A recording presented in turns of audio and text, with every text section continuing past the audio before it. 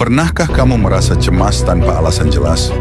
Jantung tiba-tiba berdebar kencang, napas terasa pendek, pikiran penuh kekhawatiran yang tak berhenti, meski kamu tahu sebenarnya tidak ada bahaya nyata.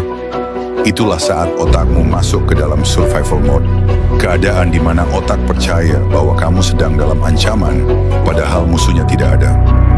Mari kita lihat apa yang sebenarnya terjadi di dalam otak. Di pusat otak, ada bagian kecil bernama amigdala. Ia adalah alarm bahaya alami, pusat rasa takut yang sudah ada sejak manusia purba. Fungsinya penting, mendeteksi ancaman dan memberi peringatan agar tubuh bisa bertahan hidup.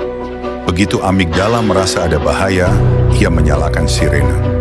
Dari amigdala, sinyal dikirim ke hipotalamus, lalu tubuh merespons melalui sistem yang disebut fight or flight, bertahan atau lari. Jantung berdetak lebih cepat agar darah terpompa ke otot, napas menjadi cepat supaya oksigen lebih banyak masuk. Otot-otot menegang dan indera terasa lebih waspada.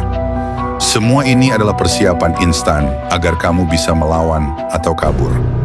Di saat yang sama, prefrontal cortex, bagian otak yang berfungsi mengatur logika dan pengambilan keputusan, secara otomatis menurun fungsinya.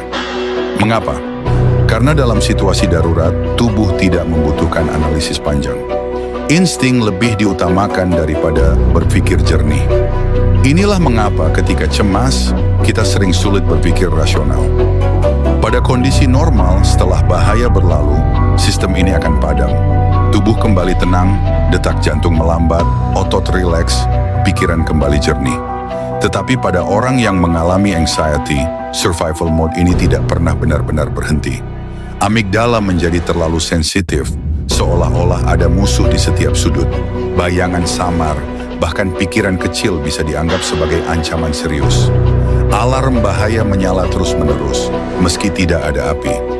Prefrontal cortex pun gagal menenangkan sistem ini, sehingga logika tak mampu menenangkan kepanikan. Akibatnya, tubuh hidup dalam kondisi siaga penuh setiap saat. Jantung terus berdebar, pikiran dipenuhi, what if?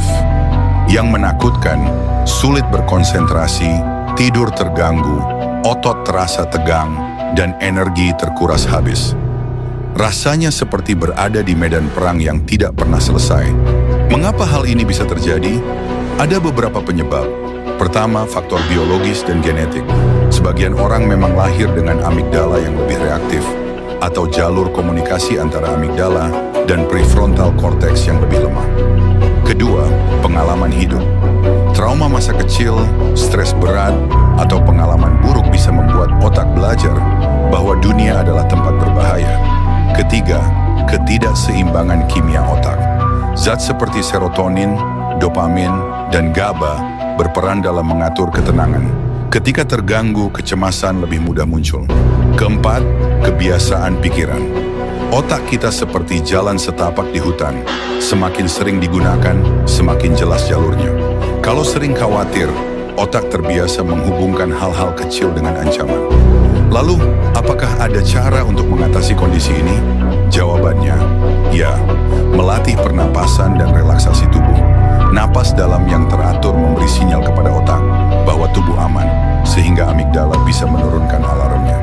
Mindfulness dan meditasi. Dengan melatih diri untuk fokus pada saat ini, otak belajar membedakan antara ancaman nyata dan hanya pikiran. Mengubah pola pikir.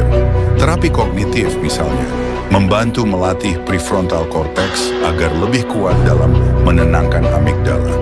Dengan kata lain, logika dilatih untuk kembali mengambil alih kendali. Dan gaya hidup sehat, tidur cukup, olahraga teratur, dan pola makan seimbang terbukti berpengaruh besar pada kestabilan sistem saraf. Intinya, anxiety bukan berarti otak merusak. Anxiety adalah otak yang mencoba melindungi, tapi dengan cara yang berlebihan. Ia seperti alarm kebakaran yang terlalu sensitif, menyala bahkan saat hanya ada asap dari lilin. Dan kabar baiknya, dengan pemahaman, latihan, dan bantuan yang tepat, alarm itu bisa disetel kembali.